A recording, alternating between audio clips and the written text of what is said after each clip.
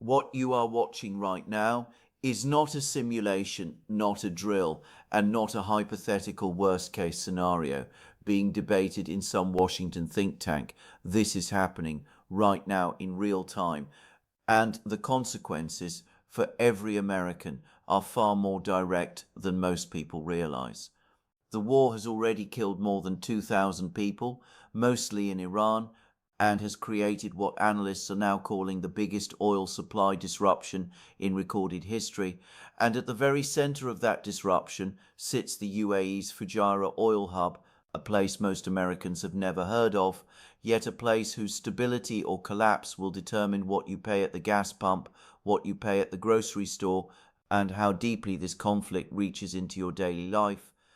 Fujairah holds nearly 70 million barrels of oil storage capacity across 15 tank farms, and it was specifically designed decades ago as the world's insurance policy against a Strait of Hormuz closure. The UAE built the Habshan Fujairah pipeline with a maximum capacity of around 2 million barrels per day, precisely to export oil should the strait shut down. Iran knows this. Iran has always known this, and that is exactly why it is being targeted. Traffic in the Strait of Hormuz, the waterway carrying a fifth of the world's oil and gas, has in effect stopped, with Iran pledging that not even a single litre of oil would be exported from the Gulf to the United States, Israel, and its partners as long as the war continues. Brent crude has already spiked past $100 a barrel, and the International Energy Agency made an unprecedented decision to release a record 400 million barrels to calm markets, more than double the volume released after Russia's 2022 invasion of Ukraine. Yet Iran simply stepped up its offensive in response, launching fresh strikes on Omani oil storage facilities and multiple ships near the strait, sending prices higher again. This is the moment, this is the inflection point, and you need to understand what is truly at stake. Now, let us take a step back from the immediate drama of burning oil tanks and rising smoke columns over Fujairah and truly understand what the architecture of this conflict looks like, because I want you to understand this not as a news story but as a geopolitical earthquake whose tremors you are going to be feeling for months, possibly years to come. On the 28th of February 2026, the United States and Israel initiated coordinated airstrikes on Iran under what they called Operation Epic Fury, targeting military facilities, nuclear sites, and leadership, resulting in the death of Supreme Leader Ali Khamenei. Now, that action set in motion a chain of consequences that Washington, by its own admission, was not fully prepared for. Multiple sources familiar with the matter have told CNN that the Pentagon and the National Security Council significantly underestimated Iran's willingness to close the Strait of Hormuz in response to those US military strikes, and that the agency analysis and forecasts that would be integral elements of the decision-making process in past administrations were secondary considerations in the planning of this operation. That is not a small admission, that is a profound one. Because what it tells us is that the most powerful military in the history of the world launched a war against a nation whose most devastating potential response, which was not launching nuclear weapons, not deploying some sophisticated army, but simply closing a 21-mile-wide waterway, was not treated with the seriousness it deserved. And what has Iran done? A commander in Iran's Revolutionary Guard Corps said that the strait was closed and that any vessel attempting to pass through the waterway would be set ablaze. Traffic dropped at least 80%, according to Michelle Bachmann, a senior maritime intelligence analyst at Windward, who noted that the shipping industry had already been grappling with a huge spike in freight costs for routes out of the Middle East and the Gulf. And then, as if to demonstrate just how serious that threat was, Iran began acting on it. Iran began planting naval mines in the Strait of Hormuz, prompting US President Donald Trump to demand their immediate removal, with the US military reporting it destroyed 16 Iranian mine layers. Think about what that means for a moment. Iran is laying mines in one of the world's most important shipping lanes. This is not posturing. This is not rhetoric. This is a physical transformation of that waterway into a battlefield, and understand the scale of what hangs in the balance here. With nearly 20 million barrels per day of crude and product exports currently disrupted and limited alternative options to bypass the world's most critical oil transit choke point, producers and consumers globally are feeling the strain. The war in the Middle East is creating the largest supply disruption in the history of the global oil market, with Gulf countries having cut total oil production by at least 10 million barrels per day. Let that sink in. Not the largest disruption since the Arab oil embargo of 1973, which already scarred a generation of Americans, the largest in the entire recorded history of the global oil market. This is unprecedented territory, and we are only 2.5 weeks into this conflict. Brent crude oil prices surpassed $100 per barrel on the 8th of March for the first time in 4 years, rising up to $126 per barrel at the peak. Now, I want you to understand what that number means at a human level, because these abstract figures about barrels and benchmarks sometimes obscure what is actually at stake. Goldman Sachs, before this conflict even began, estimated an $1.18 per barrel real-time geopolitical risk premium embedded in prices, while WTI surged from $57.42 at the 2026 open to $76.31 by early March, approximately 32.9% up year to date, and those numbers have kept climbing. Goldman Sachs economists modeled a scenario where Brent averages $98 in March and April and then declines, which prompted them to raise their 2026 US growth projections downward, while warning that if oil prices spike substantially further, it would likely create a recession in major oil importers and do meaningful damage to US economic prospects. Now, here is where the Fujairah story becomes absolutely central to everything, because you see, the entire world had one backup plan for a Hormuz closure, and that backup plan was Fujairah. The port of Fujairah sits just outside the Strait of Hormuz on the Gulf of Oman, making it a strategically significant energy hub that allows oil exports to bypass the strait. It was the escape valve. It was the one mechanism by which the Gulf could continue exporting oil even if the strait was closed. And Iran knows this. Tehran has understood for decades that Fujairah is the one thing standing between an effective blockade and a leaky one.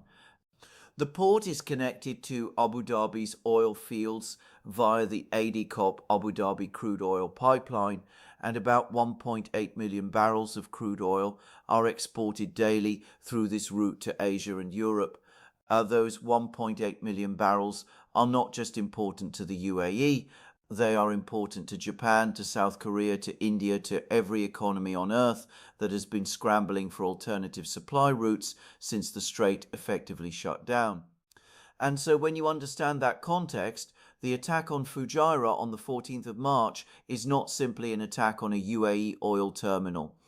It is Iran sending a message to the entire world that there is no escape from this confrontation. The IRGC is sending a message that there is no safe harbour in this rapidly expanding conflict, said Halima Croft, analyst at RBC Capital, adding that the fact this comes hours after the US strike on Karg Island signals that Tehran will not let Washington control the terms of escalation and impose dominance.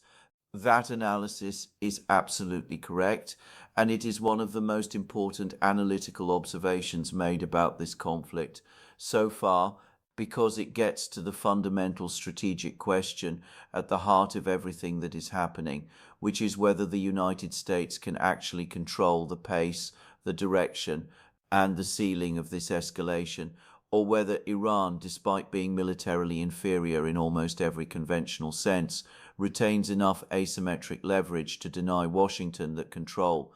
Iran has pressed on with sustained missile and drone attacks across the Gulf region, despite repeated protests from its neighbors, in ongoing retaliation for the war launched by the United States and Israel.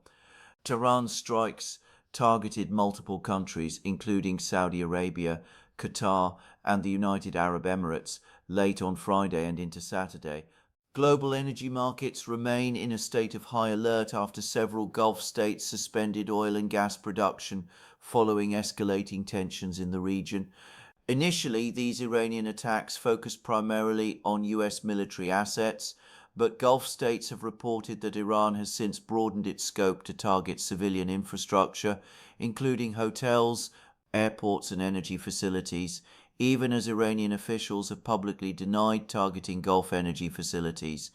That denial is, of course, not credible, given what we can see with our own eyes, with dark smoke rising from Fujairah and Ras Tanura and Ras Laffan. But Iran is playing a careful diplomatic game here alongside its military campaign, and we should not ignore that dimension of what is happening. Look at what has happened to the broader Gulf energy infrastructure since this conflict began. Saudi Aramco's Ras Tanura oil refinery, one of the world's largest oil refining complexes, was forced to halt operations after debris from intercepted Iranian drones caused a small fire. Saudi Aramco controls 12% of global oil production with a capacity of more than 12 million barrels per day. Qatar Energy also stopped production of some downstream products like urea, polymers, methanol, aluminium and others, following a halt in LNG production that hiked global gas prices to a 3-year high. And in the UAE itself, ADNOC shut its Ruwais refinery in response to a fire at a facility within the complex following a drone strike in further disruption of energy infrastructure. This is a systematic, methodical dismantling of the Gulf energy architecture, piece by piece, facility by facility, day by day. And now consider the international response. The IEA and its member countries announced what they described as an unprecedented measure. More than 30 nations in Europe, North America, and Northeast Asia agreed to flood the market with 400 million barrels of oil from their strategic reserves, the largest release in the 50-year history of the International Energy Agency, with the US leading the effort with a release of 172 million barrels from its strategic petroleum reserve. That sounds impressive until you understand what the analysts are actually saying about it. Crude prices surged more than 17% since the IEA announced the emergency stockpile release, with Brent closing above $100 for the second consecutive session. The explanation is simple. Tankers are under attack in the Persian Gulf, the critical Strait of Hormuz remains basically closed, and Iran's new supreme leader has vowed to keep the trade choke point shut. Rystad Energy forecasts that a 2-month war will push Brent oil prices to $110 per barrel by April, while a 4-month war could spike Brent to $135 per barrel by June. The IEA members also risk depleting their stockpiles, with the 400 million barrels representing 33% of the 1.2 billion barrels in member state stockpiles, and the 172 million barrels the US plans to release, representing 41% of all currently held in the Strategic Petroleum Reserve. So the United States is essentially spending down nearly half of its entire strategic oil reserve, and the market is shrugging its shoulders and pushing prices higher anyway. That is a staggering commentary on the severity of this crisis and on the limits of the tools available to Washington to address it. Now, what is Trump actually doing about it? Trump claimed that the US and several other countries will send warships to the Gulf to reopen commercial shipping in the Strait of Hormuz, naming China, France, Japan, South Korea, and the UK among those he hoped would contribute, while acknowledging that even though Iran's military was destroyed, it was easy for Tehran to continue threatening ships with drones, mines and short-range missiles. Defense Secretary Pete Hegseth is sending an amphibious assault ship, the USS Tripoli, and its Marine Expeditionary Unit to the Middle East, a unit capable of conducting ground operations if ordered, and Trump has been explicit about the stakes. He threatened to hit Iran's oil infrastructure should Iran or anyone else do anything to interfere with the free and safe passage of ships through the Strait of Hormuz. But here is the crucial problem with that position, and it is one that serious analysts are already identifying.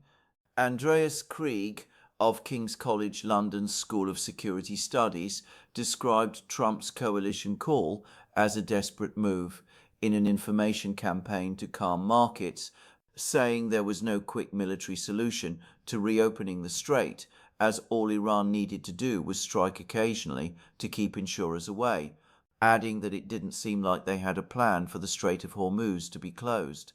And the market, which processes information with ruthless efficiency, has reached exactly the same conclusion.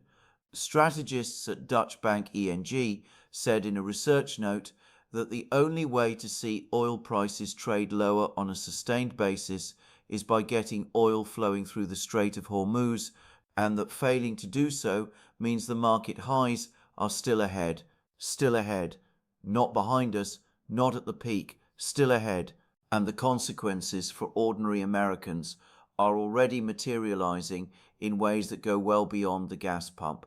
The Federal Reserve and the European Central Bank, which were both widely expected to begin a cycle of interest rate cuts in the second half of 2026, are now forced back into a hawkish corner as energy-driven inflation is expected to add at least 0.8 percentage points to the global consumer price index, potentially forcing central banks to maintain higher for longer rates despite the looming threat of a recession.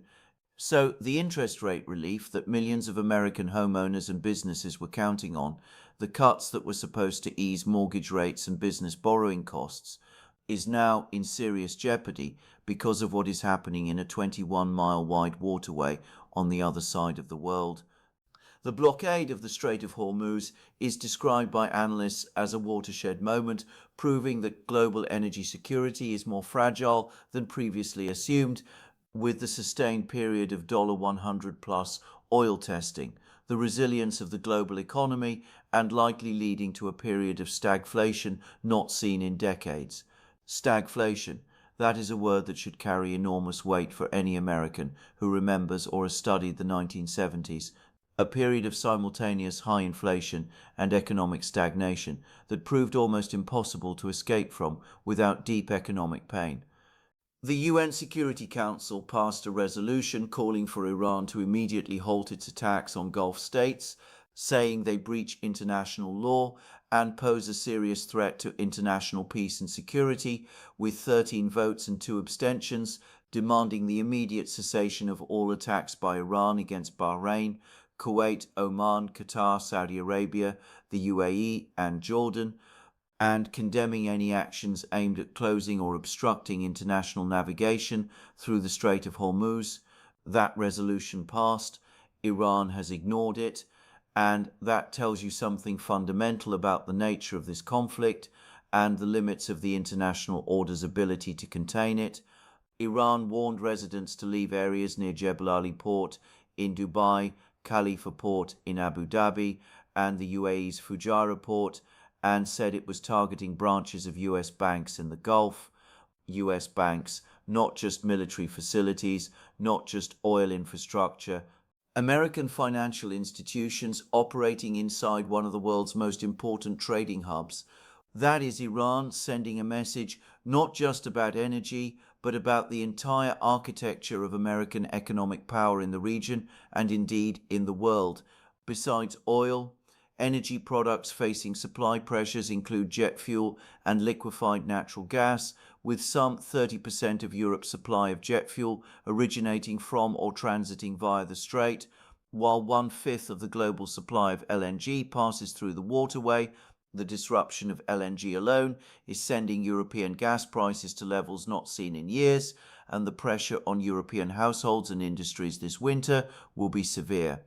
And that European economic weakness will feed back into global demand, global growth, and ultimately American exports and American jobs. What we are witnessing is not simply a regional war with unfortunate energy side effects. We are watching the global order being stress tested at its most vulnerable point, and the world is watching to see whether the United States has both the military capability and the strategic coherence to navigate this crisis in a way that does not simply deepen the hole it is already in. The attack on Fujairah is the latest chapter in that stress test, and the smoke rising from those oil tanks is not just dark and thick and visible from miles away. It is a signal, clear and unambiguous, that this conflict is nowhere near its end, and that the reckoning it is bringing to global energy markets, to American household finances, and to the entire post-Cold War world order is only just beginning.